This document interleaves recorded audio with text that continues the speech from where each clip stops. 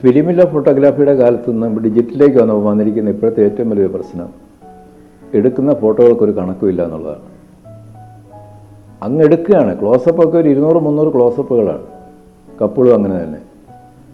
ഇങ്ങനെ ആയിരക്കണക്കിന് ചിത്രങ്ങളാണ് ഒരു കസ്റ്റമറുടെ കയ്യിലേക്ക് ഒരു ഫോട്ടോഗ്രാഫർ കൊടുക്കുന്നത്. അവർക്ക് എന്ത് ചെയ്യാൻ സാധിക്കും? കസ്റ്റമർ വിഷമിക്കുന്നു, ഫോട്ടോഗ്രാഫർക്ക് വിഷമമൊന്നുമില്ല. കാരണം ഇപ്പോഴത്തെ അവസ്ഥയിൽ എല്ലാം എഗ്രിമെൻ്റ് വെച്ചാണ് പരിപാടി. ഇവിടെ ഒരു കസ്റ്റമർ പറഞ്ഞ പോലെ 1 ലക്ഷം രൂപയുടെ വർക്കായിരുന്നു. 80% അഡ്വാൻസ് എൻഗേജ്മെൻറ്റ് കഴിഞ്ഞപ്പോൾ 1 ലക്ഷം രൂപയ്ക്ക് 80,000 രൂപ ഞാൻ കൊടുത്തു. പക്ഷേ എനിക്ക് കിട്ടിയത് 4000 ഫോട്ടോ.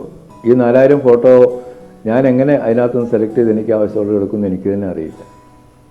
അത് കസ്റ്റമറുടെ ബുദ്ധിമുട്ട്. ഫോട്ടോഗ്രാഫർക്ക് ഇത് കൊടുക്കാനും സാധിക്കുന്നില്ല. ആകെപ്പാടെ അവിടെ ഒരു പ്രശ്നം ഉണ്ടാകുകയാണ്.